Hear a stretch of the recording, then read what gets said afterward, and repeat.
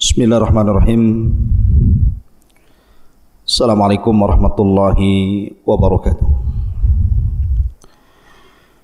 Alhamdulillah wassalatu wassalamu ala Rasulillah wa ala alihi wa sahbihi wa mawalah wa la hawla wa la quwata illa billahi wa ba'du. Qala Allah azza wa jalla ya ayyuhalladzina amanu taqullaha haqqa tuqatih wa la tamutunna illa wa antum muslimun. Ma'asyiral muslimin yang dimuliakan Allah Subhanahu wa taala, alhamdulillah di malam hari ini kita bisa kembali duduk untuk thalabul ilmi walaupun lewat media, dan kita masih meneruskan kisah daripada tokoh Islam bagian kedua, Utsman ibn Affan radhiyallahu an. Seorang khalifah yang dikatakan oleh Ali radhiyallahu an pemilik dua cahaya. Dzakar rajul yud'a fi mala'il a'la bidhi nuraini. Itulah laki-laki yang dipanggil dari atas langit dengan sebutan pemilik dua cahaya, karena dia menikahi dua putri Nabi sallallahu alaihi wasallam, Ruqayyah kemudian Ummu Kulthum. Dan tidak ada satupun manusia setelah Adam sampai hari ini, bahkan sampai kiamat dibangkitkan, orang yang menikahi dua putri Nabi sallallahu alaihi wasallam kecuali Utsman ibn Affan. Makanya dia disebut pemilik dua cahaya. Adapun manaqib beliau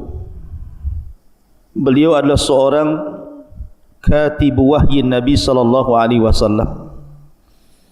Satu di antara sekian penulis wahyu Nabi sallallahu alaihi wasallam. Dan dia juga banyak meriwayatkan hadis Nabi sallallahu alaihi wasallam, sampai hadis yang diriwayatkan sampai kepada kita berjumlah 146 haditha, 146 hadis. Dan Utsman ibn Affan radhiyallahu anhu dikenal kathratu ibadatihi, banyak ibadahnya kepada Allah azza wa jalla, terutama qiraatul Quran dan qiyamul lail. Dan juga memiliki akhlak yang baik karena memiliki perasaan malu yang tidak dimiliki banyak para sahabat. Sampai-sampai Nabi SAW mengatakan, bagaimana mungkin aku tidak malu orang yang malaikat malu kepadanya? Karena memang Utsman memiliki akhlak yang baik, itu pula yang menjadikan orang-orang jahiliyah mencintai Utsman, baik semasa sebelum Islam ataupun sesudah dia masuk Islam. Maka pembahasan di malam hari ini kita akan membahas tentang bagaimana Utsman ibn Affan radhiyallahu an dibaiat untuk menjadi khalifah. Kemudian juga bagaimana saat beliau menjabat menjadi khalifah. Kemudian bagaimana wafatnya Utsman ibn Affan radhiyallahu an. Ada hadis-hadis Nabi sallallahu alaihi wasallam yang mendukung bahawa Utsman layak menjadi khalifah setelah Abu Bakar dan Umar. Di antaranya adalah hadis dari Abi Musa al-Ash'ari radhiyallahu an. Dia mengatakan, suatu ketika aku menjaga pintu rumah Nabi sallallahu alaihi wasallam. Tiba-tiba kemudian Abu Bakar datang dan meminta izin untuk berjumpa dengan Rasul.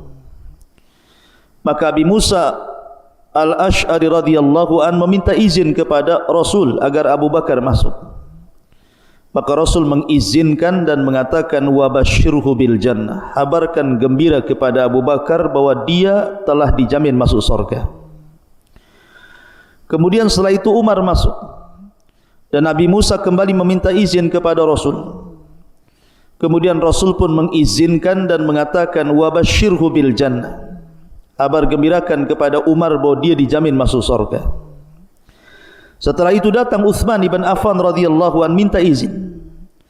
Maka Abi Musa kemudian juga meminta kepada Rasul untuk mengizinkan Uthman. Maka Rasul mengizinkannya dan mengatakan, wabashirhu bil jannah ala balwa tusibu. Kabar gembirakan kepada Uthman bahwa dia dijamin masuk surga, akan tetapi dia mendapatkan ujian yang sangat berat, di mana akhir hidupnya akan mengalami mati syahid. Dari sini menunjukkan bahawa ada 3 orang yang diberi izin untuk masuk kepada Nabi SAW dan dihabar gembirakan dengan surga. Pertama Abu Bakar, kemudian Umar, kemudian Uthman. Dan di sini tidak ada Ali.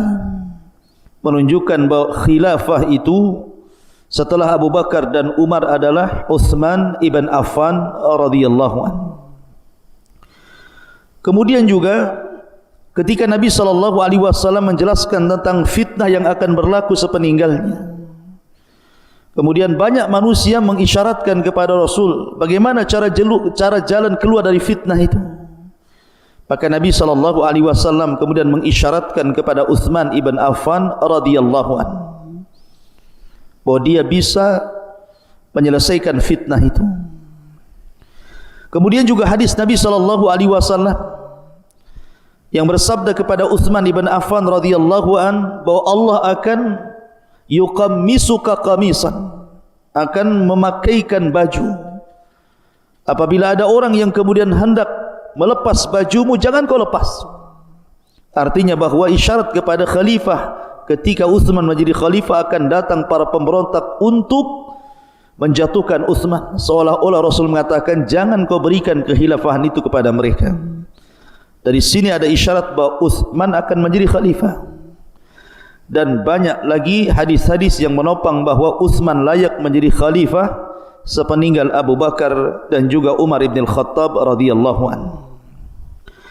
Ma'asyiral muslimin yang dimuliakan Allah Azza wa Jalla, ketika Umar ibn al-Khattab radhiyallahu anhu menjadi khalifah, kemudian berakhir dengan mati syahid di mihrab Nabi SAW, ditusuk oleh Abu Lulu al-Majusi. Maka ketika itu Umar ibn al-Khattab radhiyallahu anhu memilih 6 sahabat Rasul, yang salah satu dari antara mereka adalah orang-orang yang dijanjikan masuk surga, atau disebut dengan al-asyaratu al-mubashshiruna bil jannah.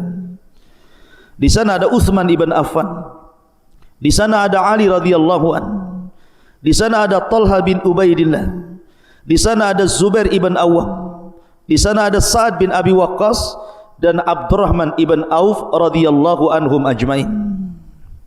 Inilah 6 sahabat yang layak menjadi khalifah sepeninggal Umar ibn al-Khattab radhiyallahu anhu. Sebenarnya Umar sangat menjagokan Abu Ubaidah ibn al-Jarrah. Bahkan dia mengatakan, kalau seandainya Abu Ubaidah ibn al-Jarrah hayyan, hidup, maka tentu aku akan menjadikan dia pengganti diriku. Tapi sayang, Abu Ubaidah ibn al-Jarrah meninggal saat menjadi jenderal perang untuk membuka Al-Quds. Di situ terjadi wabah taun yang luar biasa yang disebut dengan Taum Anwas. Maka Abu Ubaidah pun salah satu yang terkena taun dan meninggal satu keluarga. Sehingga kemudian dari 10 sahabat yang dijanjikan masuk surga tersisa 6. Dari sini ma'asyiral muslimin yang dimuliakan Allah Azza wa Jalla, Umar menyerahkan kepada 6 orang ini. Maka akhirnya kemudian setelah Umar ibn al-Khattab radhiyallahu an menjelang wafatnya, maka 6 orang ini bermusyawarah. Tapi ketika itu kemudian mundur satu persatu. Di antaranya Sa'ad, dia tidak mau ikut dalam kontes kepemimpinan ini. Sa'ad bin Abi Waqqas dia mundur. Kemudian juga Talha juga mundur. Kemudian juga Abdurrahman bin Auf dia mundur. Kemudian juga akhirnya mereka memihak kepada 3 orang. Kemudian yang tersisa hanya 2 orang, Uthman dan juga Ali radhiyallahu anhu. Kemudian mereka mewakilkan semuanya kepada Abdurrahman ibn Auf untuk memilih 2 orang ini. Maka Abdurrahman bin Auf ketika itu meminta 3 hari untuk istisyar, meminta bermusyawarah kepada kaum muslimin, kepada kibarus sahabah, pada kaum muslimin, siapa yang layak di antara dua orang ini menggantikan Umar bin Khattab radhiyallahu anhu. Jadi Abdurrahman bin Auf sehari-harinya hanya berwudu, kemudian salat, kemudian istikharah, kemudian berdoa kepada Allah meminta yang terbaik. Setelah itu datang ke rumah-rumah kaum muslimin, kepada kibarus sahabah, sigharus sahabah, kemudian ammatul muslimin, meminta siapa yang layak untuk menjadi pemimpin. Akhirnya kemudian sampai suatu waktu Abdurrahman bin Auf memanggil Utsman dan juga Ali, mengumpulkan manusia di masjid. Kemudian Abdurrahman bin Auf memanggil Ali radhiyallahu anhu untuk naik ke atas mimbar. Kemudian dipegangnya tangan Ali radhiyallahu anhu dan mengatakan, "Ya Ali, seandainya engkau menjadi khalifah ataupun tidak menjadi khalifah, maka itu semua takdir Allah Azza wa Jalla. Seandainya engkau menjadi khalifah, maukah engkau berhukum dengan Al-Quran, kemudian sunnah Nabi SAW dan mengikuti jejak Abu Bakar dan Umar?" Tapi Ali kemudian menolak untuk mengikuti jejak Abu Bakar dan Umar, karena Ali tahu bahwa kepemimpinan itu berat. Boleh jadi ada kebijakan-kebijakan yang tidak mungkin sesuai dengan kebijakan Abu Bakar dan Umar. Akhirnya kemudian Abdurrahman bin Auf melepaskan Ali radhiyallahu anhu. Kemudian memanggil Utsman bin Affan radhiyallahu anhu dan mengatakan, "Ya Utsman, seandainya engkau menjadi khalifah, maukah engkau berpegang dengan Al-Quran dan Sunnah, kemudian mengikuti jejak Abu Bakar dan Umar?" Maka Utsman pun mengatakan, "Allahumma na'am, iya, saya siap berpegang dengan Al-Quran dan Sunnah dan mengikuti jejak Abu Bakar dan Umar radhiyallahu anhu." Maka manusia pun bertakbir. Akhirnya kemudian Abdurrahman bin Auf membaiat Utsman, disusul dengan Ali, dan seluruh manusia berbaiat kepada Utsman. Kata Imam Ahmad ibn Hanbal rahimahullahu taala, tidak ada pembaiatan yang seluruh manusia berbaiat kecuali pembaiatan Utsman ibn Affan radhiyallahu anhu. Artinya manusia setuju dan suka dengan Utsman ibn Affan radhiyallahu anhu. Dari sini resmilah Utsman menjadi khalifah sepeninggal Umar ibn Khattab radhiyallahu anhu. Adapun tugas khalifah tentu tugas berat. Makanya Utsman kemudian mulai menyusun strategis kekhilafahannya. Dia letakkan beberapa qudat, hakim-hakim yang layak untuk memimpin daerah-daerah. Di antaranya Zaid ibn Thabit diletakkan hakim di kota Madinah. Abu Darda diletakkan di Damaskus. Kemudian Abu Musa al-Ash'ari diletakkan di Basrah. Kemudian Syurih al-Qadi diletakkan di Kufah. Kemudian Ya'la ibn Umayyah diletakkan di Yaman. Kemudian Thumamah diletakkan di San'a. Kemudian Uthman ibn Qais ibn Abil As diletakkan di Mesir. Dan Ka'b ibn Syura al-Azdi juga diletakkan di Basrah bersama Abu Musa al-Ash'ari radhiyallahu anhu.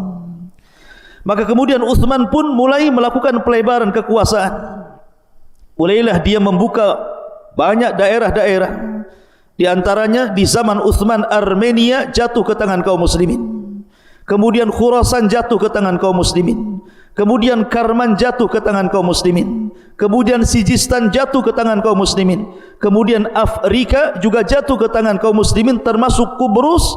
Akhirnya kemudian dia pun berhasil menguasai hampir sebagian Afrika. Dan itu kegemilangan Utsman ibn Affan dalam futuhat, pembebasan daerah-daerah sehingga masuk ke wilayah kaum muslimin. Ma'asyiral muslimin yang dimuliakan Allah Azza wa Jalla, ketika Utsman ibn Affan radhiyallahu anhu hendak memberangkatkan pasukan untuk melawan Romawi, datang Hudzaifah ibn Yaman radhiyallahu anhu, kemudian menghabarkan bahwa manusia telah terjadi khilaf tentang qiraatul Quran, tentang bacaan-bacaan Al-Quranul Karim. Dan kita tahu bahwa di zaman Abu Bakar sudah mulai dikumpulkan Al-Quran itu, disebabkan ketika memerangi Musailamah Al-Kadzab di Yamamah banyak hufadzul Quran yang meninggal dunia. Maka Umar datang kepada Abu Bakar agar Abu Bakar mengumpulkan Al-Quran supaya tidak hilang, karena para hufadz sudah banyak yang meninggal dunia. Maka kemudian Abu Bakar pun mulai mengumpulkan mushaf lembaran-lembaran. Kemudian di zaman Umar diletakkan di rumah Hafsah. Kemudian di zaman Utsman, mulailah Utsman membukukan Al-Quran menjadi sebuah mushaf dan membakar qiraah-qiraah syadzah dan mengumpulkan qiraah-qiraah yang disepakati. Ma'asyiral muslimin yang dimuliakan Allah Azza wa Jalla, sehingga kita kenal mushaf yang kita baca adalah mushaf Utsmani, dan itu jasa besar Utsman membukukan Al-Quran menjadi sebuah mushaf.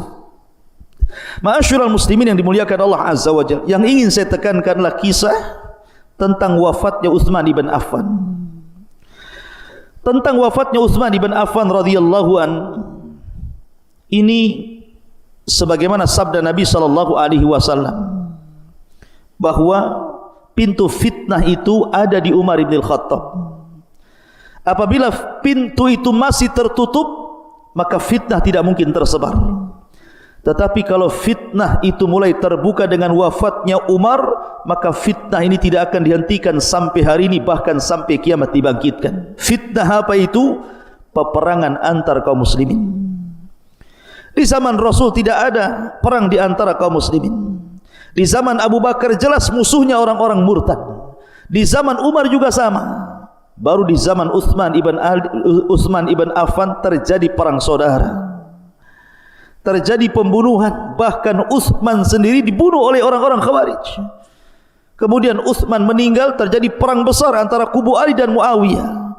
Makanya fitnah ini akan terus terbuka sampai hari ini. Kita bisa saksikan kaum muslimin menyerang sesama kaum muslimin yang lainnya, membunuh sesama kaum muslimin yang lainnya, dan ini tidak bisa dihentikan sampai kiamat. Bagaimana kisah terbunuhnya Utsman ibn Affan radhiyallahu anhu? Ma'asyiral muslimin yang dimuliakan Allah Azza wa Jalla, dengan tersebarnya Islam ke beberapa negara, banyak orang-orang di luar Arab kemudian masuk ke dalam Arab, sehingga banyak orang-orang yang tidak kenal siapa sosok Utsman ibn Affan radhiyallahu anhu. Dari sini muncul seorang tokoh Yahudi yang bernama Abdullah ibn Sabah As-San'ani Al-Yamani, pura-pura masuk Islam, kemudian menyebarkan pemahaman Yahudinya di tengah-tengah kaum muslimin dengan mendoktrin bahwa orang yang berhak menjadi khalifah sepeninggal Umar adalah Ali, sebagaimana Musa alaihi salatu wasallam berwasiat kepada Yusa ibn Nun, maka begitu juga Nabi sallallahu alaihi wasallam berwasiat kepada Ali radhiyallahu anhu. Tersebarlah kemudian isu ini ke beberapa tempat di negeri-negeri kaum muslimin, terutama di Mesir, di Kufah, di Basrah, di Irak, dan beberapa negara yang lainnya. Adapun di Hijaz, mereka tahu siapa Utsman, sehingga Abdullah ibn Sabah tidak bisa mempengaruhi orang-orang Hijaz, Madinah dan Mekah. Mereka tahu siapa Utsman ibn Affan radhiyallahu an, manusia yang sangat istimewa, banyak keutamaan.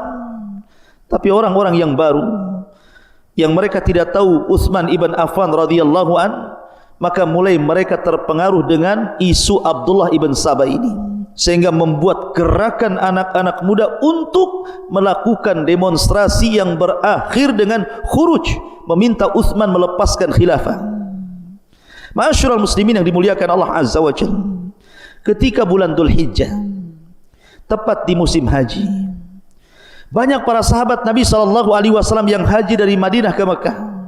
Ketika itu Utsman sudah tua, usianya sudah 84 tahun, sudah tidak sanggup lagi berjalan. Tiba-tiba kemudian orang-orang Khawarij membuat makar. Isu-isu Abdullah ibn Sabah dikembangkan dan digoreng. Akhirnya kemudian membangkitkan anak-anak muda Mesir, anak-anak muda Kufah, Basrah, akhirnya bangkit, sehingga ribuan anak-anak muda bergerak menuju Madinah di musim haji. Ketika orang saat haji, Madinah sedang kosong, dan mereka menggunakan ihram seolah-olah mereka hendak haji, padahal tidak hendak haji. Mereka hendak membuat makar kepada Utsman bin Affan. Kemudian mereka membuat strategi bahwa tidak mungkin kita menyuruh Utsman untuk melepaskan khilafah kecuali ada yang menggantikan Utsman. Maka diisukan Alilah jagonya. Mereka mengatakan bahwa Ali hendak membaiat dirinya. Kalau kita melepaskan baiat kepada Utsman, berarti kita bisa berbaiat kepada Ali radhiyallahu anhu. Itulah isu mereka. Maka Utsman ibn Affan mendengar bahwa akan ada gerakan anak-anak muda dari berbagai macam daerah Islam menuju kota Madinah. Maka ketika itu Utsman ibn Affan memerintahkan Muhammad ibn Maslamah dan juga Jabir ibn Abdullah radhiyallahu an untuk berjumpa dengan mereka. Akhirnya kemudian Muhammad ibn Maslamah menemui juru bicara mereka.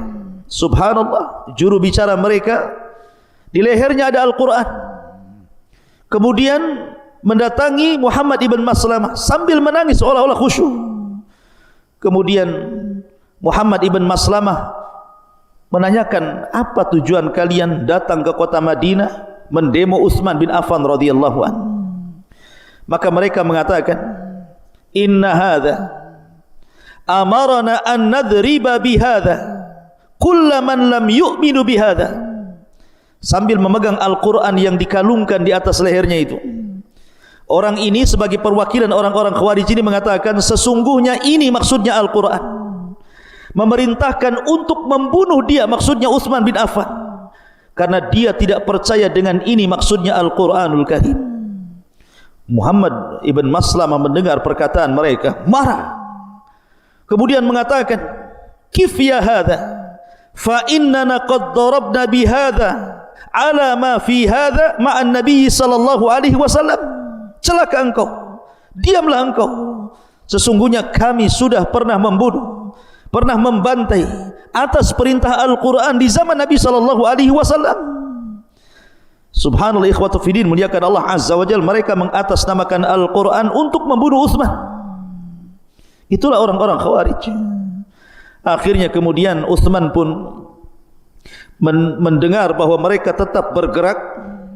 Maka Utsman kemudian mendengar bahwa ada selentingan kabar kalau seandainya dia melepaskan baiatnya, maka mereka akan datang kepada Ali radhiyallahu anhu, bahwa Ali sudah akan menggantikan posisinya. Itu isunya seperti itu.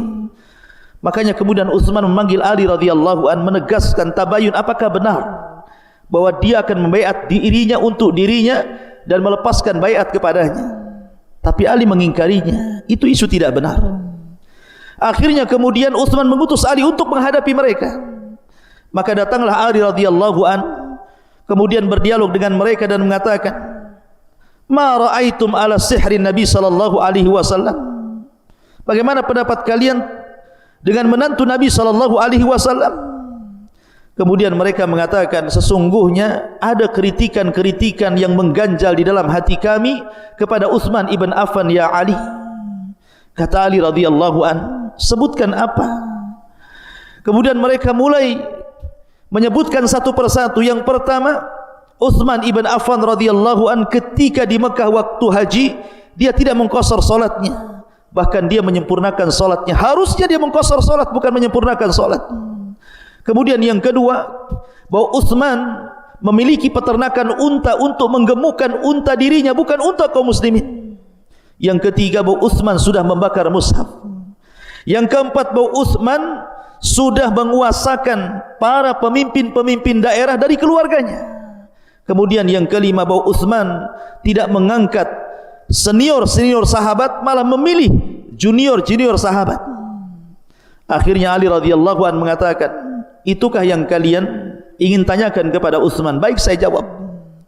Kemudian Ali radhiyallahu anhu mengatakan, adapun Utsman menyempurnakan salat di Mekah karena dia punya istri di Mekah. Artinya ketika dia pergi dari Madinah ke Mekah, memang ada istrinya di Mekah sehingga tidak dianggap qashar, dianggap mungkin. Makanya dia menyempurnakan salatnya. Adapun Utsman menggemukkan unta-untanya, itu bukan unta dia, itu unta kaum muslimin. Utsman tidak pernah menggemukkan unta-untanya di kebun-kebun atau di peternakan kaum muslimin untuk kepentingan pribadinya, itu untuk kepentingan kaum muslimin. Adapun Utsman membakar mushaf, sesungguhnya Utsman hanya membakar mushaf qiraah syadzah, qiraah yang diperselisihkan, dan hanya menetapkan qiraah yang disepakati supaya tidak ada perselisihan di antara kaum muslimin.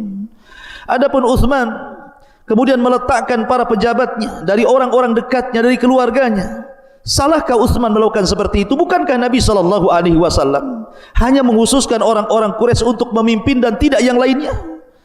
Adapun Utsman kemudian memilihkan para junior sahabat dan tidak mengangkat para senior sahabat. Apakah Utsman kemudian meletakkan orang-orang zalim untuk memimpin? Bukankah mereka orang-orang adil? Nabi sallallahu alaihi wasallam pernah mengangkat Zaid ibn Harith memimpin pasukan perang di belakangnya Abu Bakar, Umar dan Ali serta Utsman. Padahal Zaid ibn Harith masih belasan tahun usianya. Termasuk juga Nabi SAW memerintahkan Attab ibn Usaid untuk memimpin perang. Di belakangnya Abu Bakar, Umar, Utsman, Ali dan sahabat yang lainnya. Lalu apa yang jadi salah dari Utsman ibn Affan radhiyallahu anhu? Terdiamlah para orang-orang Khawarij yang hendak mendemo itu. Kemudian mereka membuat syubhat yang baru dan mengatakan bahwa dulu Nabi SAW pernah meletakkan Hakam ibn Abil As untuk memimpin Taif, kemudian oleh Nabi SAW kemudian dipindah ke tempat lain. Tapi kemudian Utsman malah mengembalikan Hakam ibn Abil As ke Kufah pada Rasul sudah memecatnya, mengeluarkannya. Tetapi Ali radhiyallahu anhu mengatakan kalian salah informasi. Nabi memang pernah meletakkan Hakam ibn Abil As di Taif, tetapi kemudian disuruh untuk berpindah ke tempat lain, tapi Rasul mengembalikan ke tempat itu. Itu yang dilakukan Utsman bin Affan radhiyallahu anhu. Maka akhirnya mereka pun terdiam. Setelah itu kemudian mereka pun pulang kembali menuju daerah-daerah mereka. Di tengah jalan rupanya datang surat kaleng. Surat itu ditulis orang munafik, ditulis oleh orang-orang munafik yang hendak mengadu domba orang-orang yang sudah taubat ini, hendak pulang ke daerah-daerah mereka. Isi surat itu dari Utsman ibn Affan radhiyallahu an. Dari Utsman ibn Affan radhiyallahu an bahwa ditujukan kepada gubernur yang ada di Mesir. Isi suratnya, kalau seandainya orang-orang ini datang ke Mesir, maka bunuhlah kepala pemimpin mereka. Siapa kepala pemimpin mereka? Bunuhlah Abdurrahman ibn Udes. Inilah pemimpin gerakan Khawarij di zaman itu. Kemudian bunuhlah Urwah ibn Suyah. Kemudian bunuhlah Abi Amrin ibn Budail ibn Warraq, dan juga bunuhlah Kinanah ibn Bishir, karena ini kepala-kepala pemberontak. Ketika kemudian membaca surat itu, apalagi ada stempel dari Utsman bin Affan, orang-orang ini balik ke kota Madinah, hendak menyerang kota Madinah. Ketika mereka masuk ke kota Madinah, mereka mengancam semua orang di kota Madinah. Ketika itu Madinah kemudian merasa mencekam karena orang-orang ini sudah mengancam. Man dakhala baitahu fahuwa amin. Siapa yang masuk rumahnya dia aman, jangan ada yang keluar. Akhirnya mereka pun mengepung rumah Utsman bin Affan radhiyallahu anhu. Ketika rumah Utsman dikepung itu, tiba-tiba kemudian Utsman bin Affan berceramah, dan ini khutbah terakhir Utsman bin Affan di hadapan mereka. Utsman bin Affan mengingatkan jasa-jasanya di zaman Rasul. Utsman tidak hendak riya, tetapi hendak menjelaskan kedudukan dia di samping Nabi sallallahu alaihi wasallam. Utsman mengatakan kepada mereka, gerakan-gerakan Khawarij ini, bukankah kalian tahu aku pernah membeli sorga 2 kali kepada Nabi sallallahu alaihi wasallam. Pertama ketika Nabi sallallahu alaihi wasallam mengatakan, "Man ishtara bi'ra rumah falahul jannah, fa ana ishtaraituha." Siapa yang membeli sumur rumah, sumurnya Yahudi, maka dia layak masuk surga. Aku yang membelinya, kata Utsman. Kemudian sabda Nabi sallallahu alaihi wasallam, "Man jahaja jaishal usra falahul jannah, fajahaztuha." Siapa yang mempersiapkan pasukan sulit dalam Tabuk, maka dijamin masuk surga. Aku yang mempersiapkan pasukan itu dengan danaku. Tetapi orang-orang Khawarij ini tetap buta mata dan buta hati. Utsman sudah menjelaskan bagaimana dia membeli surga dari Nabi sallallahu alaihi wasallam, menjelaskan keutamaannya di samping Nabi sallallahu alaihi wasallam, dan sahabat yang lain juga meyakinkan mereka. Tapi syaitan sudah menguasai hati mereka. Akhirnya kemudian mereka pun mulai membakar pintu rumah Utsman bin Affan.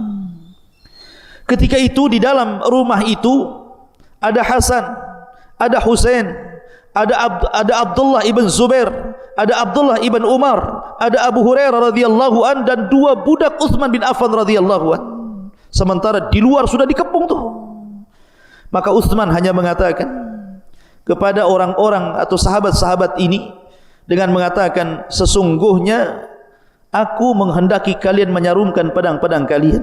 Jangan ikut campur urusanku dengan mereka. Aku tidak mau ada satu darah kaum muslimin yang tidak bersalah menetes di sini. Ketika itu Abu Hurairah radhiyallahu an tidak mau dan hendak terus berusaha untuk membela Utsman, tetapi akhirnya Abu Hurairah karena ditekan Utsman untuk pulang, dia pun melempar pedangnya sambil menangis kemudian pulang ke rumahnya. Begitu juga sahabat yang lainnya. Ketika sudah tidak ada lagi manusia dalam rumah itu, cuman Utsman dan keluarganya, istrinya. Ketika itu Utsman sedang berpuasa dan sedang membaca Al-Quran, kemudian salat 2 rakaat, tiba-tiba pintu rumahnya dibakar dan dijebol. Masuklah anak-anak muda Khawarij ini ke dalam rumah Utsman ibn Affan radhiyallahu an. Subhanallah. Utsman ibn Affan radhiyallahu an ketika itu berusaha untuk tenang membaca Al-Quranul Karim. Tiba-tiba kemudian datang seseorang menarik janggutnya. Janggut Utsman bin Affan radhiyallahu anhu ditariknya. Kemudian mengatakan kepada mereka, lepaskan janggut ini karena janggut ini adalah Nabi sallallahu alaihi wasallam memuliakannya, tapi dia tidak mau melepaskannya. Sampai akhirnya datang yang lainnya. Datang yang lebih ganas daripada orang yang menarik janggut Utsman ini. Datanglah Kinanah ibn Bishr. Tiba-tiba kemudian mengambil hadid, mengambil semacam besi, kemudian memukulkan di kepala Utsman sampai Utsman pingsan. Tidak cukup sampai di situ. Datanglah Ashqa al-qaum yang paling buruk dari seluruh orang-orang yang menyerang Utsman bin Affan radhiyallahu anhu. Orang ini tiba-tiba kemudian menusuk-nusuk Utsman sampai 9 kali tusukan, sampai Utsman meninggal. Kemudian mengatakan, adapun yang 3 tusukan aku serahkan untuk Allah, adapun yang 6 tusukan itu untuk sesuatu yang mengganjal dalam hatiku. Maka Utsman ibn Affan radhiyallahu anhu akhirnya mati syahid, dan akhir ayat yang ia baca, fasayakfikahumullah wa huwas samiul alim. Cukuplah Allah yang akan menolong ini semuanya, dan dialah maha mendengar lagi maha mengetahui. Sebenarnya Utsman ibn Affan radhiyallahu anhu ketika itu terjadi dialog. Sebelum pembunuhan ini sudah terjadi dialog. Di antara dialognya adalah mereka memaksa Utsman dengan 2 pilihan dan mengatakan, ya Utsman, kalau engkau ingin selamat, kami berikan 2 pilihan. 1, lepaskan kekuasaanmu, tanggalkan kekuasaanmu. Tapi Utsman mengatakan, bukankah Nabi SAW yang bersabda, ya Utsman, innallaha sayuqammisuka qamisan idza arada ahaduhum an yakhla'ha fala takhla'ha. Bukankah Allah, Rasul yang mengatakan, ya Utsman, Allah akan memakaikan baju khilafah kepadamu kalau ada orang yang datang di antara mereka yang hendak melepaskan kekuasaanmu, jangan kau lepas. Itu sabda Nabi SAW kepada aku. Tidak mungkin aku melepaskan kekhilafahan ini. Kemudian mereka mengatakan, kalau begitu darah yang harus kau temui, artinya kematian yang kau harus hadapi. Kemudian Utsman mengatakan, apa hak kalian kemudian menumpahkan darahku? Bukankah Rasul yang mengatakan, la yahillu damu mri'in muslim illa bi ihda thalathin. Tidak halal darah seorang muslim itu kecuali 3 perkara. Ats-tsayyibu zani wan nafsu bin nafsi, seseorang yang sudah menikah berzina atau seorang yang membunuh jiwa tanpa hak, al-mufaraqatu al-jamaah, seseorang yang keluar dari Islam. Wallahi aku tidak pernah berzina baik zaman jahiliyah ataupun dalam Islam. Wallahi aku tidak pernah membunuh 1 jiwa pun, dan demi Allah aku tidak pernah murtad dari agama setelah masuknya diriku ke dalam Islam. Lalu apa hak kalian kemudian menumpahkan darahku? Tapi orang-orang Khawarij diberikan keterangan apapun, tetap saja akhirnya mereka membunuh Utsman ibn Affan radhiyallahu anhu. Maka kabar kematian Utsman ini menyebar sampai ke telinga Sa'ad bin Abi Waqqas. Sa'ad bin Abi Waqqas ini orang yang mustajabud doa, orang yang kalau berdoa itu pasti diijabah, dan itu sabda Nabi SAW kepada Sa'ad bahwa doanya Sa'ad itu pasti mustajab. Mendengar Utsman dibunuh secara sadis oleh orang-orang Khawarij, dia pun berdoa kepada Allah Subhanahu wa taala mengatakan, Allahumma la taqtuluhum illa bis-sayfi. Ya Allah, jangan kau bunuh orang-orang yang membunuh Utsman ini kecuali dengan pedang. Sebagai al-jaza min jinsil amal, balasan itu disesuaikan dengan perbuatan mereka kepada Utsman bin Affan. Subhanallah. Setelah Sa'ad bin Abi Waqqas berdoa, semua yang terlibat dalam pembunuhan Utsman semua mati di atas pedang. Semua mati dibantai pedang. Bahkan salah satu di antara mereka ada yang hidup sampai ketika Hajjaj ibn Yusuf hidup memimpin perang, sehingga usianya itu sudah tua sekali, sudah 40 tahun dari terbunuhnya Uthman sampai di masa Hajjaj ibn Yusuf ini. Ketika orang ini tiba-tiba nyeletuk kepada Hajjaj ibn Yusuf dan mengatakan, ya Amiral Mukminin, wahai Amiral Mukminin, ana rajulun syaikhun, saya ini orang yang sudah tua, maafkan diriku. Maka Hajjaj kemudian turun ke dalam mimbar dan mengatakan, manil qail, siapa yang bicara tadi? Kemudian dikatakan Fulan bin Fulan, dan Fulan bin Fulan ini salah satu pemimpin dari pemimpin-pemimpin yang menggerakkan orang untuk membunuh Uthman. Maka Hajjaj mengatakan, ya aduwallah, damu Uthman fi dhahrik, wahai musuh Allah, darah Uthman ada di pundakmu. Fanazala minal mimbar, dia pun turun dari mimbar. Fadharabahu bisaif, maka Hajjaj pun kemudian memenggal lehernya dengan pedang. Subhanallah. Dan Hajjaj mengatakan, wabika abda, kamu yang pertama kumulai. Begitulah nasib orang-orang yang membunuh Uthman ibn Affan radhiyallahu an, karena tidak mungkin Allah subhanahu wa ta'ala lalai dari setiap perbuatan zalim. Wala tahsabannallaha ghafilan amma ya'malu zalimun. Jangan kau sangka Allah itu lalai dari orang-orang yang melakukan kezaliman. Dan tidak ada yang lebih zalim daripada membunuh orang yang sangat dicintai Nabi SAW, Uthman ibn Affan, yang dengannya Rasul memberikan Ruqayyah untuk dinikahi setelah wafatnya Ummu Kulthum, sehingga Ali radhiyallahu anhu mengatakan, dzakar rajul yud'a fi mala'il a'la bidhi nuraini. Itulah laki-laki yang dipanggil di atas langit sebagai orang yang memiliki dua cahaya karena menikahi dua putri Nabi sallallahu alaihi wasallam. Subhanakallah bihamdika, asyhadu an la ilaha illa anta, astaghfiruka wa atubu ilaik. Allahu ta'ala alam. Assalamualaikum warahmatullahi wabarakatuh.